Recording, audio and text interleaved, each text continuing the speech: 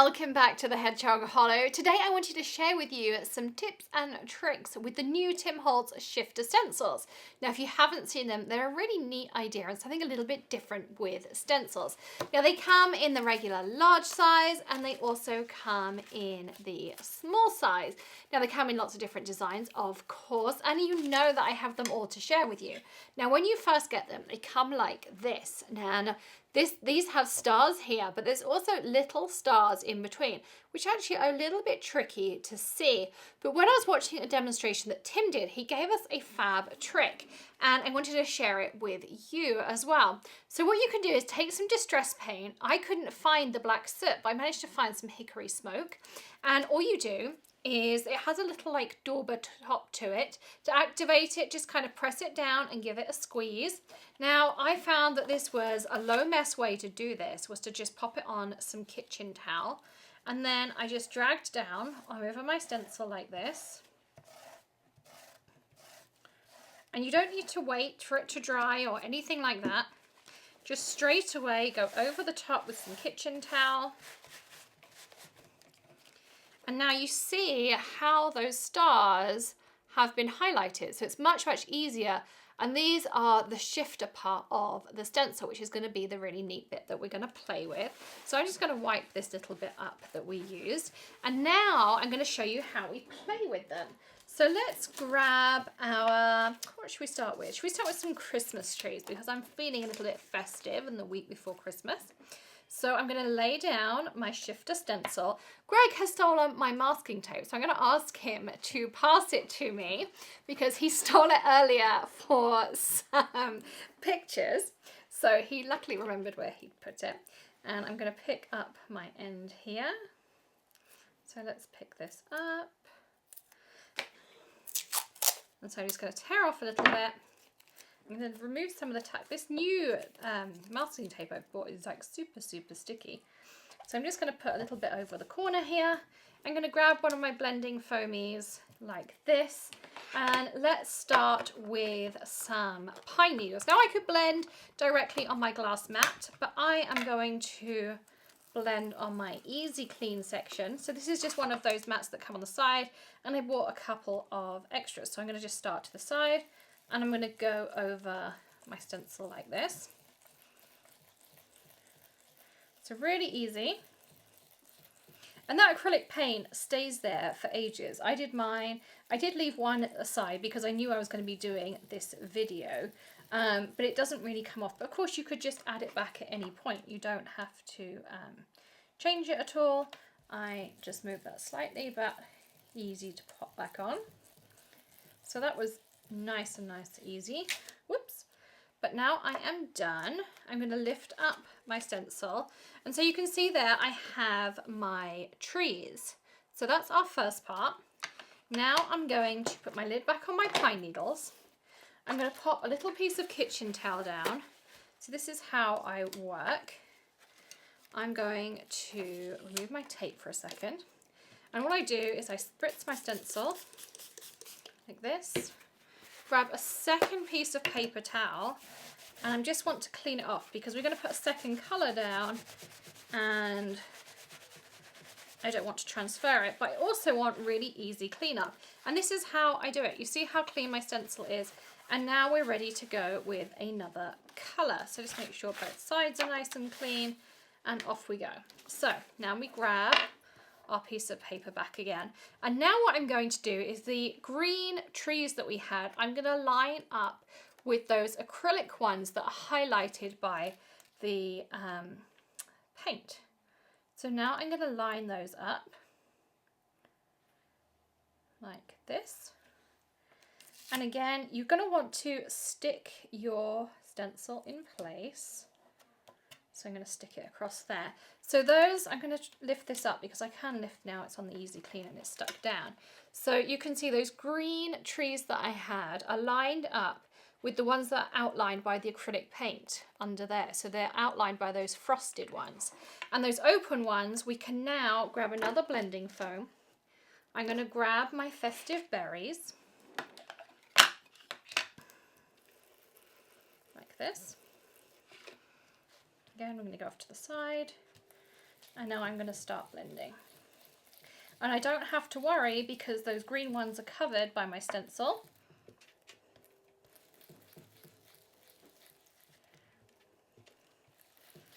And I'm just going over again.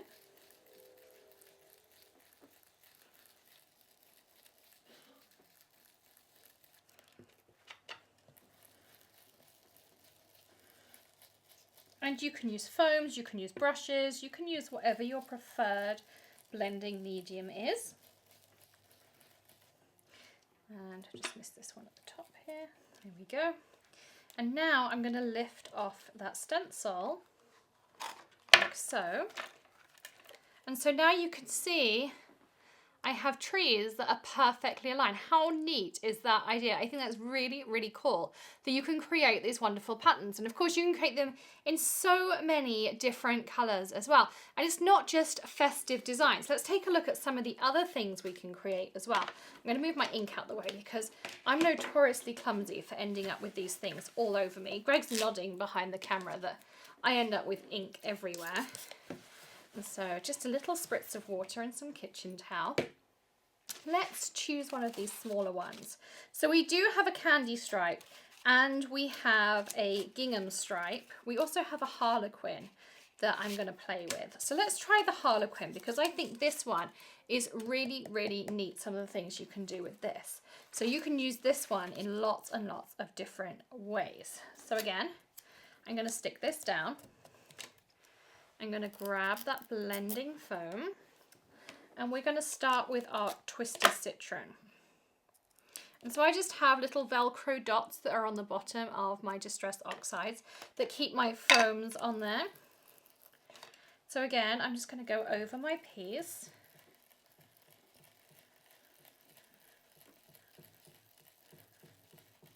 Now I'm an aggressive blender because you can probably hear my table rocking. Greg's actually trying to hold it down. This is real life. I mean, we're in a studio, but hey, crafting is real life. And I'm going over the edge of my stencil, but that's okay too. So we've put layer number 1 down. I'm also going to lay out to myself just a piece of towel over here because we're going to want to lay down a few different colors. So there's my first part of my harlequin with my Twisted Citron. So you can see there. And again, I'm just spritzing some water on so that I can clean off that green. So you can see this is really, really easy cleanup too. Greg's trying really hard for my desk not to move. Then we're going to go back and we're going to cover up that harlequin. And I'm going to do my best to get the best cover up there. Then we're going to go with a different colour. Let's go with some picked raspberry. I love this colour. And again, I can just then peel off my foam and a dot on the bottom. Now, I don't have dots on the bottom of all of them. Like my festive berries, I don't have it. But what I will do is I will get a Velcro dot. I have them just on the side there. And I'll add that on. So I'm just kind of accumulating them. I haven't gone out and bought tons. I'm just doing it over time.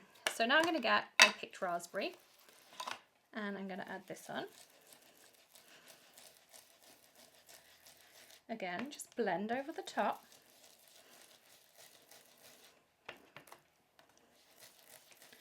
Like so. And I don't have to worry because, as we know, pink and green would normally make mud, but I'm not mixing my two, so that's not an issue at all. Make sure I've caught all the different areas. I think I'm pretty much there. And we'll peel this one back off again. And we'll stick it on the bottom. And I just find that that is perfect for my storage. Right, so let's peel this off. See how bright our pretty patterns are coming together. But you don't have to stop there. That's the great thing about this harlequin one. That's why I wanted to show you this one. And then I'm also going to show you one of the striped ones because, again, that's a pretty cool design. So again, we're just going to clean that off. I'm just going to give it a nice pat down on the back because we don't want any transfer. Now we're going to put our harlequin so our gaps are in the middle between the harlequins that we've already created. I'm going to stick this down and then I'll move it closer to the camera so you can see where my gaps are. So Line that back up. So now you can see I've covered up the green and the pink, so my gaps are in those white areas. And now we're going to grab a different colour, and I'm going to go with Carved Pumpkin. I just chose some really bright colours, so you can just see the pops between them. So I'm going to do the same thing again.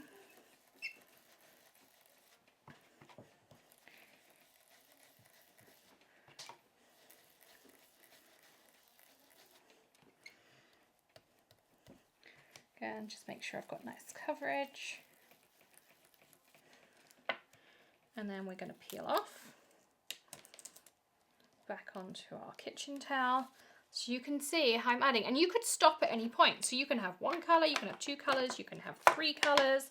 And we're going to add a fourth, just so I can show you how you can create your own backgrounds. And of course you can customise them to your project. You could add just a little bit of colour, you could add lots of colour, you could do it with paints, you can do it with inks, you really can do it with anything. Now I'm going to go in with some Wilted Violet, because we're going all out on those brights. So now again, I'm going to go back, make sure that back is dry on me. And those last remaining whites are the ones I'm going to make sure are exposed. And they're really easy to line up too. I mean, you can see here, it's not taking me any time at all to make sure it's lined up.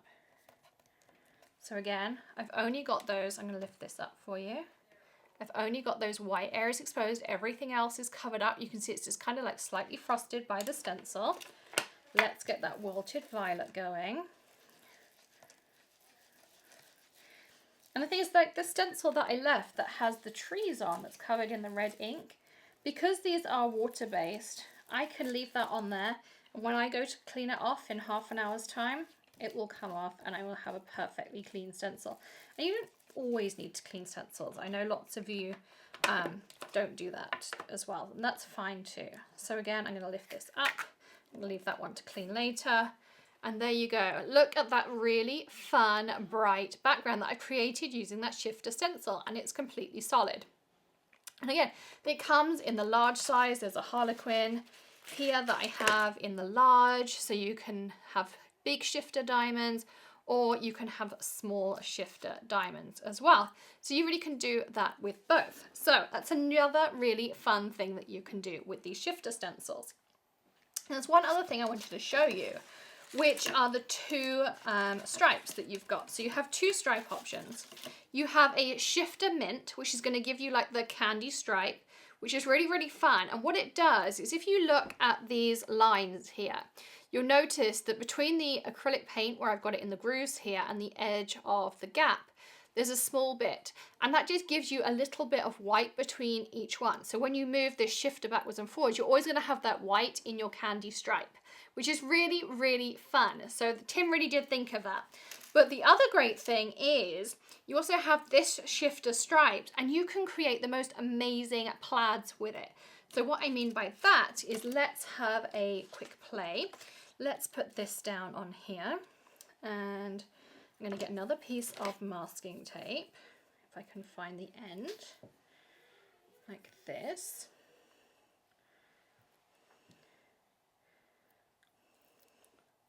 Just going to pull that up. I just find it much easier with tweezers or a craft pick, something like that.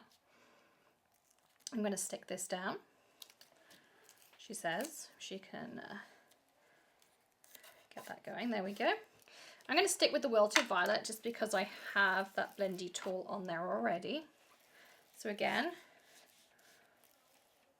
so when you work with the stripes, it is easier to work up and down rather than across, because the thing that you will find, if you work across or in that circular movement, you can move them, and some of them are really, really thin.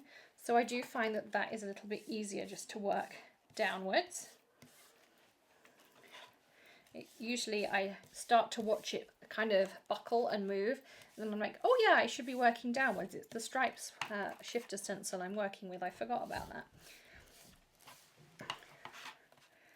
Which does mean I do tend to use a little bit extra ink. And you'll find that the foams with the stripes also work a little bit better than brushes.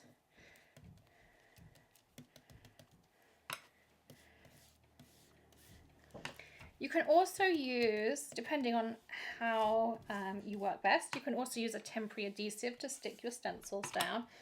Elmer's do a really nice repositionable one. And this one I have moved a couple of times because I didn't really use much masking tape on it. So we'll have to see how the effect comes out. But hopefully you will get the idea of what I'm trying to achieve. So actually I got pretty good stripes with this one. So this is how you start. So these are the stripes you start with. And then the next thing I could do if I wanted to is I could hide them with my shifter. I could put them behind there and I could add extra stripes. But what I can also do is turn this in the opposite direction. Let's give it a quick clean. Again, pop it onto our kitchen towel. Spritz of water. See how easy all these things are to clean? I mean, I'm really not doing anything tricky on here at all. Just adding some water.